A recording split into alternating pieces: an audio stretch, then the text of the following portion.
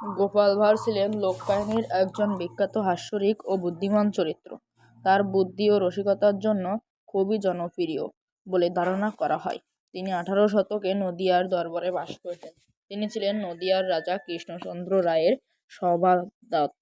রাজা কৃষ্ণচন্দ্রের দরবারে তিনি নানা মজার গল্প ও বুদ্ধিদীপ্তি দেখিয়ে সবাইকে হাসাতেন। তিনি মূলত নদিয়া জেলার কৃষ্ণনগর অঞ্চলে বাস করতেন।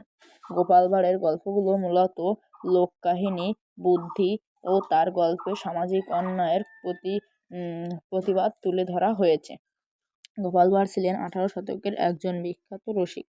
তিনি বিশেষত্ব ওর জন্য খুবই মজার গল্প বলতেন এবং বুদ্ধি দিয়ে সমস্যার সমাধান করতেন। তার কৌতুকে সবাই অবাক হতো।